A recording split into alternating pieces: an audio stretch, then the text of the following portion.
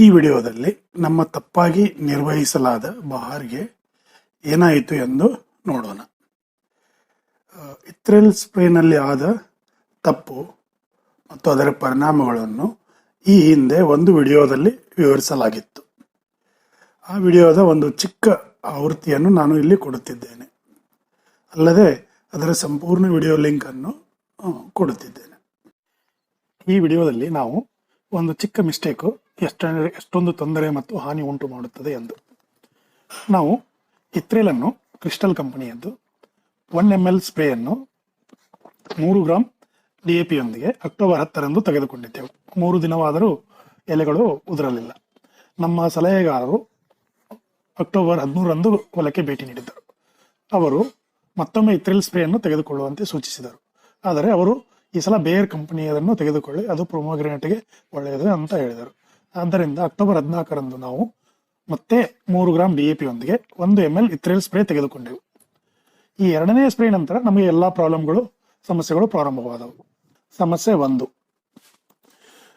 ಇಥ್ರೆಲ್ spray ನಂತರ ಹೊಸ ಎಲೆಗಳು ಬರಲು ತುಂಬಾ ವಿಳಂಬವಾಯಿತು. ಹೊಸ ಎಲೆಗಳು ಬರಲು ಸುಮಾರು 3 ವಾರಗಳನ್ನು ಗಿಡಗಳು ತೆಗೆದುಕೊಂಡವು. ಪ್ರಾಬ್ಲಮ್ 2 ಅಥವಾ ಸಮಸ್ಯೆ 2, ಹೂಗಳು ಯೂನಿಫಾರ್ಮ್ ಆಗಿ ಬರಲಿಲ್ಲ. ಒಂದು ಮರದಲ್ಲಿ ತುಂಬಾ ಚೆನ್ನಾಗಿ ಹೂಗಳು ಬಂದವು, ಇನ್ನೊಂದು ಮರದಲ್ಲಿ ಹೂಗಳೇ ಇರಲಿಲ್ಲ. ಇನ್ನು 3ನೇ ಸಮಸ್ಯೆಯ ಬಗ್ಗೆ ನೋಡೋಣ. ನೀವು ಸೂಕ್ಷ್ಮವಾಗಿ ಇಲ್ಲಿ ಗಮನಿಸಿದರೆ ರಿಫಿಲ್ ಗಾತ್ರದ ಕಡ್ಡಿಗಳು, ಗಿಡದ ಕಡ್ಡಿಗಳು ಕೊನೆಯಲ್ಲಿ ಸುಟ್ಟು ಹೋಗಿವೆ. ಅಂದರೆ ಎರಡನೇ ಇಥ್ರೆಲ್ ಸ್ಪ್ರೇ ಆದ ನಂತರ ಅದು ಬಹುಶಃ ಡೋಸೇಜ್ ಜಾಸ್ತಿ ಆಗಿದ್ದರಿಂದ ರಿಫಿಲ್ ಕಡ್ಡಿಗಳು ಸುಟ್ಟುಕೊಂಡಿವೆ. ಇನ್ನು ಸಮಸ್ಯೆ 4, ಈ ಮೊದಲೇ ನಾನು ಸೂಚಿಸಿದಂತೆ ಎರಡನೆಯ ಸ್ಪ್ರೇ ನಂತರ ನಮಗೆ ಸಮಸ್ಯೆಗಳು ಪ್ರಾರಂಭವಾದವು. ಅನಂತರ ನಾವು ರಾಸಾಯನಿಕ ಸಲಹೆ ನೀಡುವ ಕನ್ಸಲ್ಟೆಂಟ್ ಒಬ್ಬರನ್ನು ಸಂಪರ್ಕಿಸಿದೆವು.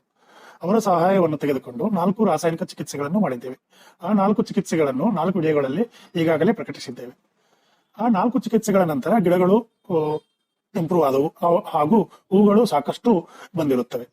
ಆದರೆ ಸಾಕಷ್ಟು ಹೂಗಳಲ್ಲಿ ತುಂಬಾ ಹೂವುಗಳಾಗಿವೆ, ಗಂಡು ಹೂಗಳು ಉದುರಿ ಹೋಗುತ್ತವೆ. ಇವೆಲ್ಲವೂ ಆದ ಮೇಲೆ ನಾವು ಇನ್ನೂ 2 ರಿಂದ 3 ವಾರ ಕಾಯುತ್ತಿದ್ದೆವು. ಆದರೂ ಮರಗಳು ಸುಧಾರಿಸಲಿಲ್ಲ ಹಾಗೂ ಇನ್ನೂ ಬಹಳಷ್ಟು ಗಂಡು ಹೂವುಗಳು ಮರದಲ್ಲಿ ಇವೆ ಮತ್ತು ಹೆಣ್ಣು ಹೂವುಗಳು ಮರಕ್ಕೆ 5 ರಿಂದ 10 ಹಾಗೂ ಕಾಯಿಗಳು 5 ರಿಂದ 10 ಪ್ರತಿ ಗಿಡಕ್ಕೆ ಇವೆ. ಉಳಿದೆಲ್ಲ ಹೂಗಳು ಗಂಡು ಹೂವುಗಳಾಗಿವೆ.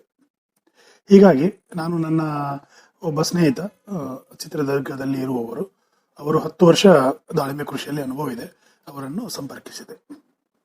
ಅದಲ್ಲದೆ ನಮ್ಮ ಊರಿನ ಪಕ್ಕದಲ್ಲಿರುವ ಒಬ್ಬ ದಾಳಿಂಬೆ ರೈತರನ್ನು ನಮ್ಮ ಹೊಲಕ್ಕೆ ಕರೆದುಕೊಂಡು ಬಂದು ಅವರನ್ನು ಪ್ರಾಕ್ಟಿಕಲ್ ಆಗಿ ನಮ್ಮ ಗಿಡಗಳನ್ನು ನೋಡಿ ಸಲಹೆಯನ್ನು ಕೊಡಲು ತಿಳಿಸಿದೆ.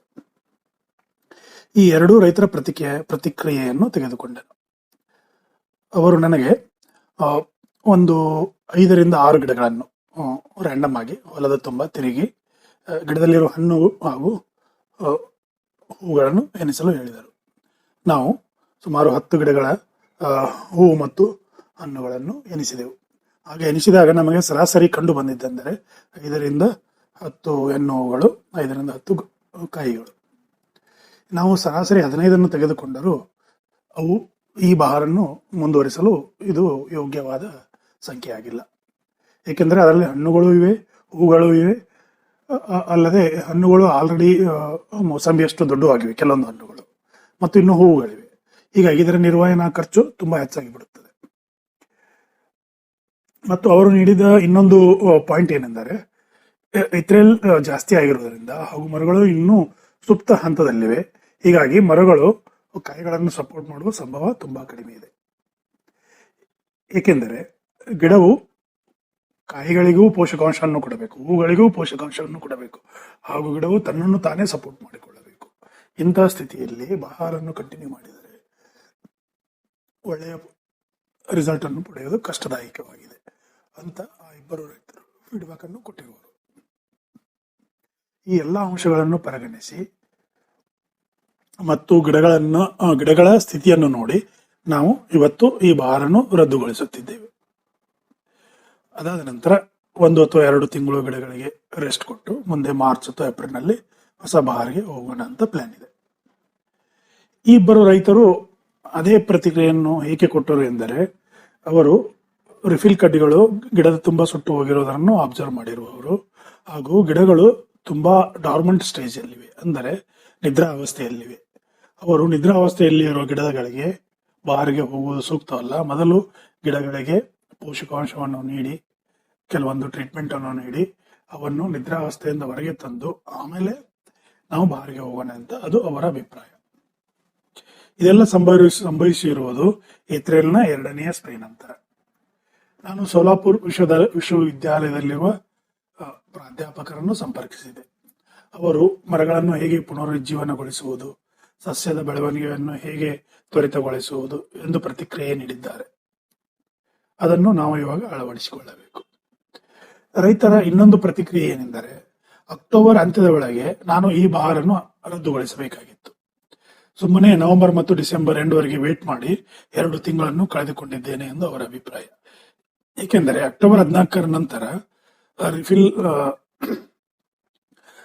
ಕಡ್ಡಿಗಳು ಸುಟ್ಟು ಹೋಗಿರುವುದು ಗೋಚರವಾಗಿದೆ. ಅಂದರೆ ಅಕ್ಟೋಬರ್ 20ರೊಳಗೆ ಎಷ್ಟೊಂದು ಕಡ್ಡಿಗಳು ಸುಟ್ಟಿವೆ ಎಂದು ಗೋಚರವಾಗಿದೆ. ಮತ್ತು ಒಂದು ಸಲ ಗಿಡ ತುಂಬಾ ಕಡ್ಡಿಗಳು ಸುಟ್ಟಿರುವುದರಿಂದ ಗಿಡ ಚೇತರಿಸಿಕೊಳ್ಳುವುದು ಕಷ್ಟ. ಆದ್ದರಿಂದ ರೈತರು ನನಗೆ ಹೇಳಿದ್ದು, ಈಗಾಗಲೇ 2 ತಿಂಗಳು ಕಳೆದುಕೊಂಡಿದ್ದೀಯಾ, ಇನ್ನು ಮೇಲಾದರೂ ತಡ ಮಾಡುವುದಕ್ಕಿಂತ ಈಗಲೇ ಬಾರನ್ನು ಕ್ಯಾನ್ಸಲ್ ಮಾಡಿ ರೆಸ್ಟ್ ಪೀರಿಯಡ್ಗೆ ಹೋಗುವಂತ. ಆದ್ದರಿಂದ ನಾವು ಇಂದು ಡಿಸೆಂಬರ್ 25ರಂದು ಬಾರನ್ನು ರದ್ದುಗೊಳಿಸುತ್ತಿದ್ದೇವೆ. ಇವತ್ತು ಸುಮಾರು 7 ಜನರು ಕಾರ್ಯದವರು ಬಂದಿದ್ದಾರೆ.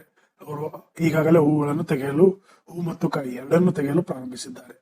ಅವರಿಗೆ ಬೇಕೆಂದರೆ ಇವತ್ತು ದಿನವನ್ನು ಎಕ್ಸ್ಟೆಂಡ್ ಮಾಡಿ ಇವತ್ತು ಮುಗಿಸಿ ಕೊಡಿ, ಹೂಗಳು ಕಾಯಿಗಳನ್ನು ತೆಗೆಯುವುದು ಎಂದು ಹೇಳಿದ್ದೇನೆ. ಏಕೆಂದರೆ ಇವತ್ತು ಹೂವು ಮತ್ತು ಕಾಯಿ ತೆಗೆಯುವುದು ಮುಗಿದರೆ ನಾನು ನಾಳೆ ಒಂದು ಆಂಟಿ ಫಂಗಲ್ ಸ್ಪ್ರೇಯನ್ನು ತೆಗೆದುಕೊಳ್ಳಬಹುದು.